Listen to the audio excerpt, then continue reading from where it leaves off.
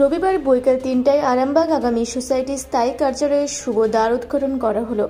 এই দিন গৌরহাটি মোড় সংলগ্ন লিংক রোডে উদ্বোধন করেন মাননীয় সুন্দরী মালিক ও মাননীয় নিরঞ্জন মালিক। আজকের এই বিষয়ে নির্মাল্য ভট্টাচার্য সাংবাদিককে কি বললেন চলুন একবার শুনে নেওয়া যাক।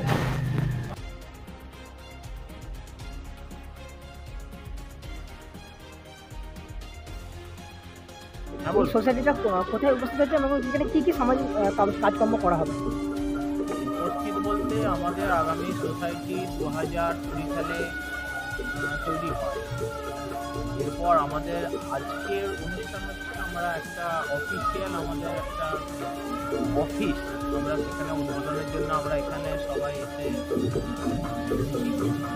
আর আমাদের কর্মকাণ্ড তো সারা বছর চলতে থাকে এবং বিভিন্ন ধরনের কর্মকাণ্ড, সব কিছুর মধ্যে আমাদের রক্তদান শিবির, বৃক্ষরোপণ বা আমাদের লাস্ট আমরা যেটা করলাম বন্যার দুর্গত যারা ছিল তাদেরকে সমস্ত জায়গায় হেল্প করা। তো এইভাবে আমরা চলি, কিন্তু আমাদের একটা মানে অফিসের একটা প্রয়োজন ছিল, সেটা আমাদের একটু প্রবলেম হচ্ছিল। তো সেই কারণে আমাদের এক দাদা অনেকটা হেল্প করেছেন, আমাদের দাদা আছে, ওই দাদাই আমাদের একটা সুযোগ সুবিধা করে দিয়েছে এবং আজকে অফিস উদ্ঘাটনের জন্য আমরা এখানে সবাই একসঙ্গে এসেছি। এবং আমরা চাই সবাই আমাদের আগামীতে এগিয়ে আসুক এবং আমাদের একটা কর্মসূচি আছে 22শে ডিসেম্বর আমরা পুরুলিয়া যাচ্ছি।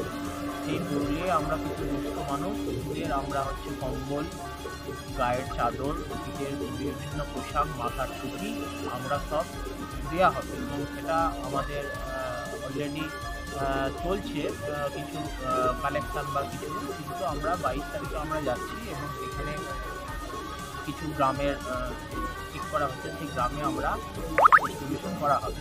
এটা আমাদের পরবর্তী কর্মসূচি আছে।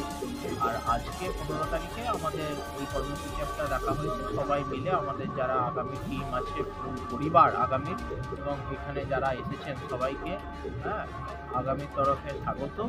আপনারা সবাই এগিয়ে আসুন। বিভিন্ন মানুষের বিভিন্ন স্তরের মানুষের সাহায্যের প্রয়োজন আছে, সেই প্রয়োজনের জন্য আমরা সবাই এগিয়ে আসুন। কতজন সদস্য আছে আগামীতে? মোটামুটি 100 কাছে। নির্মাল্য ভট্টাচার্য আগামী। আশিস কুমার ঘোষের রিপোর্ট, রূপসী বাংলা মিডিয়া।